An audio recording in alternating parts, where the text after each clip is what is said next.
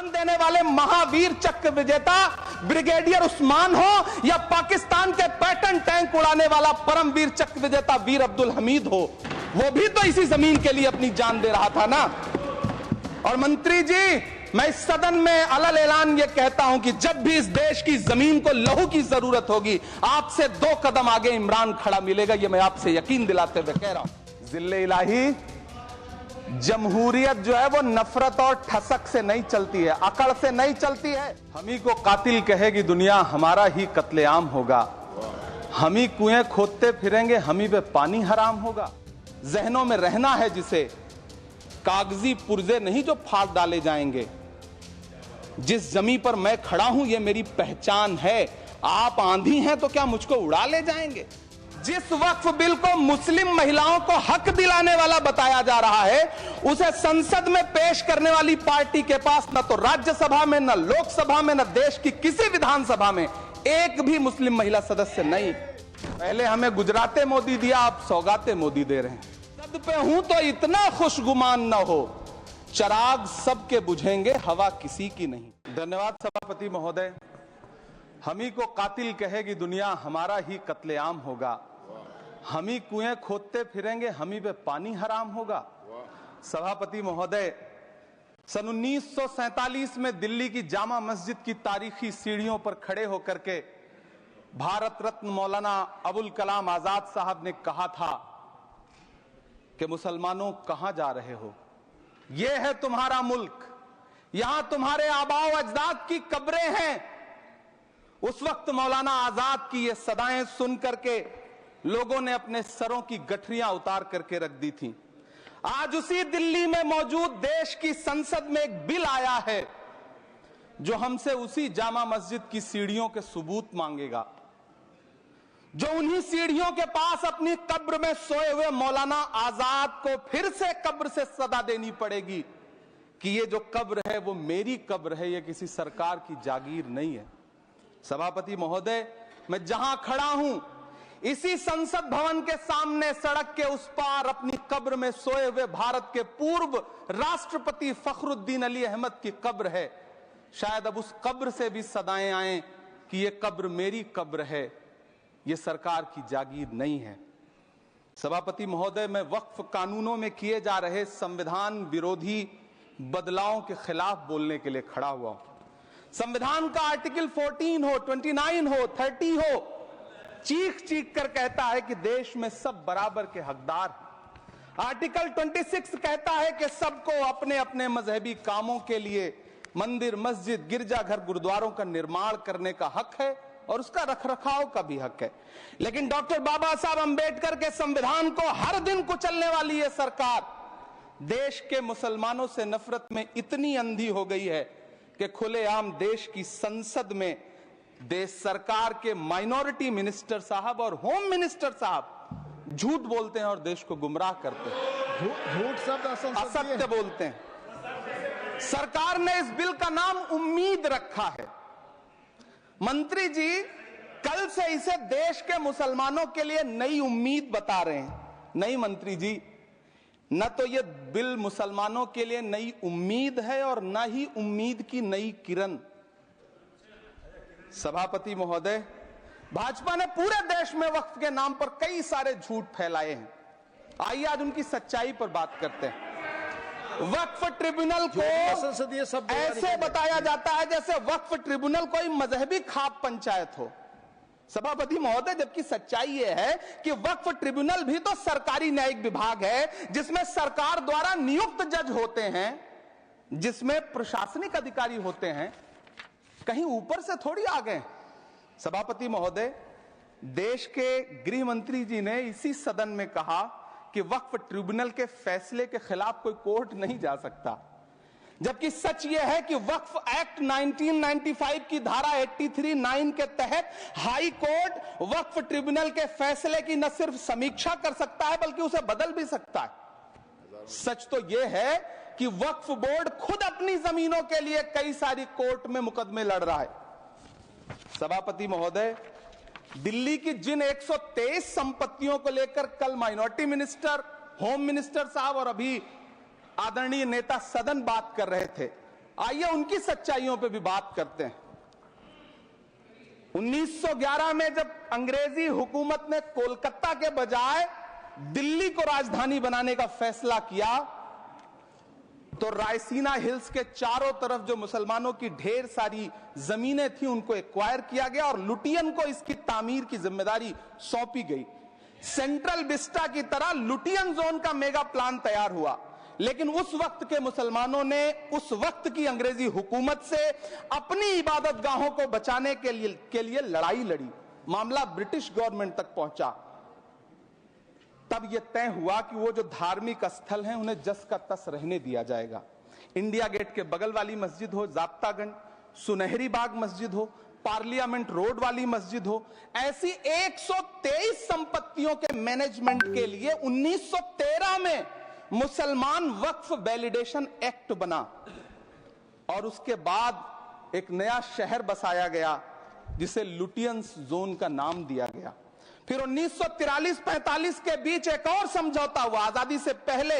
उसके तहत काफी सारी वक्फ जायदादों को सुन्नी मजलिस औकाफ बनाकर उसके अंडर किया गया ताकि उसकी देखरेख की जा सके। गृह मंत्री जी 2 दिन से सदन में जो बात कह रहे हैं वो दरअसल 123 संपत्तियां उसी सुन्नी मजलिस औकाफ के तहत आती है। सभापति महोदय, आजाद भारत आजाद हुआ। आजादी के बाद भारत में 1954 में वक्फ एक्ट लागू हुआ, जिसकी धारा 9 के तहत 1964 में केंद्रीय वक्फ काउंसिल का गठन हुआ। दिल्ली की वही 123 प्रॉपर्टीज को 1970 में सर्वे गजट करके गजट नोटिफाई किया गया। इसके निपटारे के लिए पूर्व प्रधानमंत्री इंदिरा जी के द्वारा 1974 में एक बर्नी कमेटी बनाई गई। बर्नी कमेटी ने 1976 में इन 123 संपत्तियों को दिल्ली वक्फ बोर्ड की संपत्ति होने की रिपोर्ट सौंपी। उस रिपोर्ट के आधार पर 1984 में कांग्रेस सरकार ने उन 123 प्रॉपर्टीज को दिल्ली वक्फ बोर्ड को सौंपने का फैसला किया, जिसके खिलाफ विश्व हिंदू परिषद कोर्ट गई। मामला 2011 तक पेंडिंग रहा। फिर 2011 में कोर्ट ने सरकार को आदेशित किया कि इसका निपटारा करो।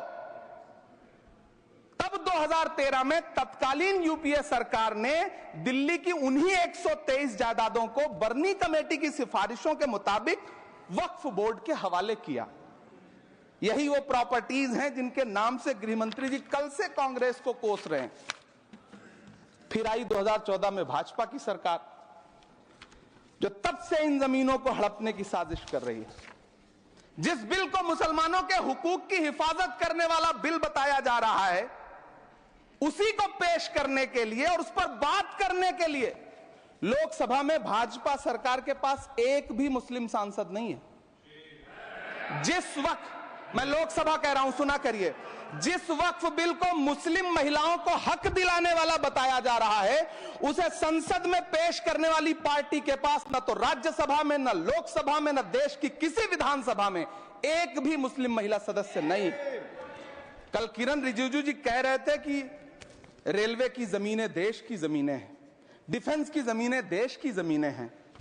हां मंत्री जी, हैं, बिल्कुल हैं। ये जो वक्फ की जमीनें हैं, ये हमारे पुरखों ने धार्मिक कामों के लिए डोनेट किया है। तो हम भी तो इसी देश के नागरिक हैं, हम भी तो इसी देश के बेटे हैं, तो वक्फ की जमीनें भी तो इसी देश की जमीनें हैं। उनको पराया क्यों बोलते हैं आप? सभापति महोदय, अशफाकुल्लाह खान जब फैजाबाद की जेल में फांसी के फंदे पर झूल रहे थे, तो इसी देश की जमीन के लिए झूल रहे थे ना। सभापति महोदय, अंडमान की जेल में काला पानी की सजा काटकर अपनी जान देने वाले मौलाना फजले हक खैराबादी हो या शेर खान अफरीदी हो, वो भी तो इसी जमीन के लिए अपनी जान दे रहे थे ना। सभापति महोदय, पाकिस्तान के खिलाफ लड़ते हुए अपनी जान देने वाले महावीर चक्र विजेता ब्रिगेडियर उस्मान हो या पाकिस्तान के पैटर्न टैंक उड़ाने वाला परमवीर चक्र विजेता वीर अब्दुल हमीद हो, वो भी तो इसी जमीन के लिए अपनी जान दे रहा था ना।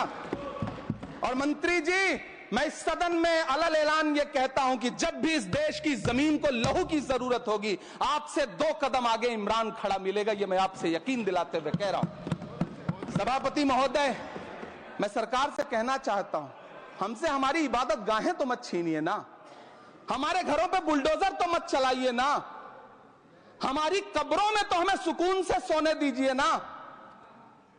सभापति महोदय, माइनॉरिटी मिनिस्ट्री का बजट कट करके, मुस्लिम बच्चों की स्कॉलरशिप बंद करके अब सरकार कह रही है कि हम वक्फ की आमदनी से गरीब मुसलमानों का भला करेंगे। गुजरात की बेटी बिल्किस के बलात्कारियों की रिहाई के बाद उन्हें माला पहनाने वाली लोगों के नेता ये कह रहे हैं कि यह बिल मुस्लिम महिलाओं को उनका हक दिलाएगा। धन्यवाद मोदी जी, क्या बढ़िया सौगातें मोदी दे रहे हैं आप। पहले हमें गुजराते मोदी दिया, आप सौगाते मोदी दे रहे हैं।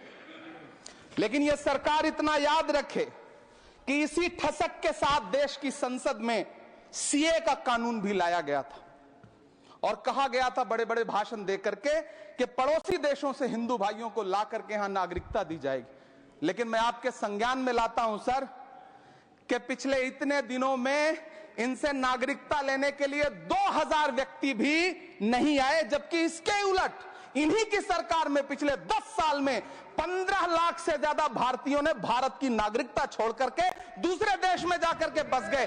यह हुआ उस कानून का अंजाम।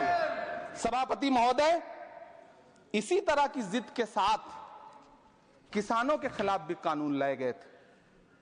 जिस तरह आज वक्फ के फायदे गिनाए जा रहे हैं, उसी तरह से किसानों को भी कृषि कानूनों के फायदे गिनाए गए थे। लेकिन अंजाम क्या हुआ? 700 किसानों की शहादत लेने के बाद सरकार को अन्नदाता किसानों के सामने घुटने टेकने पड़े और कृषि कानून वापस लेने पड़े। जिल्ले इलाही, जमहूरियत जो है वो नफरत और ठसक से नहीं चलती है, अकड़ से नहीं चलती है। उसमें सबकी हिस्सेदारी जरूरी है। कल देश के माइनॉरिटी मिनिस्टर ने लोकसभा में खड़े होकर एक शेर सुनाया था कि मुझसे कोई बदगुमान न हो। तो मैं उन्हें एक शेर सुनाना चाहता हूं कि मैं आज जद पे हूं तो इतना खुशगुमान न हो, मैं आज जद पे हूं तो इतना खुशगुमान न हो, चराग सबके बुझेंगे हवा किसी की नहीं। नीतीश कुमार जी हो, चंद्रबाबू नायडू जी हो, चिराग पासवान जी हो, जयंत चौधरी जी हो, देवे गौड़ा जी हो, जीतन राम मांझी जी हो, सबको समझना पड़ेगा कि जब जंगल में आग लगती है तो न वो बरगद बचते हैं जो हवा को आंधी में तब्दील करते हैं, न वो बांस बचते हैं जो आपसी रगड़ से चिंगारी पैदा करते हैं।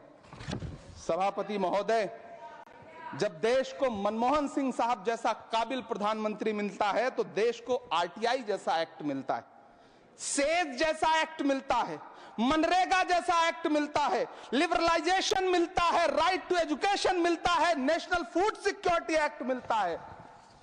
लेकिन जब देश को सौगातें मोदी मिलती है तो क्या मिलता है? सीए मिलता है, फॉर्म्स लॉ मिलता है, आर्टिकल 370 मिलता है, इलेक्टोरल बॉन्ड जैसा एक्ट मिलता है और वक्फ अमेंडमेंट एक्ट जैसे बिल देश को मिलते हैं। मुझे तो अपने हमवतन भाइयों से पूछना है कि आपको अपने बच्चों की तरक्की, खुशहाली और नौकरी की दरकार है या फिर मुसलमानों की दान की गई जमीनों को लूटकर धन्ना सेठों को देने की साजिश करने वाले कानून की? सभापति महोदय, यह सरकार रात के 3 बजे तक पूरे देश को जगा करके संसद में अपने ही नागरिकों को नीचा दिखाने के लिए वक्फ बिल ला रही थी, तो उधर रात के 1:30 बजे अमेरिका हम पर 26% टैरिफ लगा रहा था। सरकार की प्राथमिकताएं देश को पता। सभापति महोदय, मैं बहुत भावुक हूं आज और मुझे अच्छा लगा कि आदरणीय नेता सदन जगत प्रकाश नड्डा जी ने बहुत अच्छी बातें भी की, मन से बातें की। क्योंकि उनके नाम में प्रकाश जुड़ा है तो मैं उनमें हमेशा एक रोशनी की किरण देखता हूं। मैं उनके सामने बहुत अदब से यह बात कहना चाहता हूं कि चरागों के सफर में दबदबा हो आंधियों का तो फिर अंजाम जुल्मत के सिवा कुछ भी नहीं होगा। यह दुनिया नफरतों के आखिरी स्टेज पर है, इलाज इसका मोहब्बत के सिवा कुछ भी नहीं होगा। मैं भावुक हूं, मेरी पलकें गीली हैं। अगर देश की एक बहुत बड़ी आबादी को लगता है कि आप उसका भला करने के लिए नहीं बल्कि उनकी इबादतगाहों, उनकी कब्रिस्तानों, उनकी खानकाहों को बर्बाद करने का बिल ला रहे हैं, तो फिर आप अगर समझाने में नाकामयाब रहे हैं तो यह आपकी नाकामयाबी है। पहले समझाइए, उसके बाद कोई बिल लेकर के आइए, तब शायद हम आपका इतनी पुरजोर तरीके से विरोध ना करें। लेकिन सभापति महोदय, मैं अंत में सिर्फ इतना कहना चाहता हूं कि इस बिल में जो भी पॉइंट्स दिए गए हैं, वामसी पोर्टल देख लीजिए, सरकार का झूठ आपको पकड़ में आ जाएगा। हम डरे नहीं हैं, हम सिर्फ सरकार से अपील कर रहे हैं कि हमें अपना समझिए।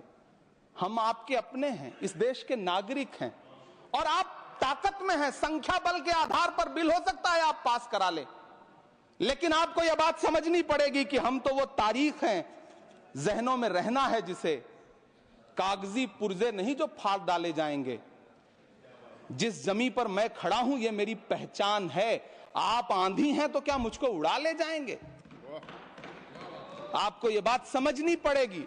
आपको अगर इतना विपक्ष की तरफ से पहले जेपीसी में इतने सारे पॉइंट्स आए और उसके बाद कल से लोकसभा में और राज्यसभा में सुझाव आप सुनने को तैयार नहीं है, लोगों की शंका को दूर करने के बारे में आप बिल्कुल सोच नहीं रहे, बस आप कह रहे हैं यह बिल उम्मीद की नई किरण है। नहीं साहब, इसे भले किरण जी लेके आए हैं, लेकिन ये उम्मीद की नहीं बल्कि नाउम्मीदी की किरण है। और इस देश की एक बहुत बड़ी आबादी इस बात से खदशे में है, शक में है कि आप सीधे उनकी जमीनों को लूट करके धन्ना सेठों को बेचना चाहते हैं। मेरी अब भी आपसे अपील है कि इस बिल को वापस लीजिए। यह बिल कहीं से आपके अपने नागरिकों के लिए अच्छा नहीं है। यह बिल सिर्फ इस देश के मुसलमानों को नीचा दिखाने का और अपने एक ऐसे मतदाता वर्ग को खुश करने का बिल है जिनको इस बिल के पास हो जाने से कुछ मिलेगा भी नहीं। लेकिन आप एक नैरेटिव देना चाहते हैं, एक मैसेज देना चाहते हैं। मेरी आपसे अपील है कि कृपया ये जो सबका साथ सबका विकास का नारा है, इस नारे को रत्ती भर तो चरित्रार्थ कर दीजिए। बहुत बहुत धन्यवाद।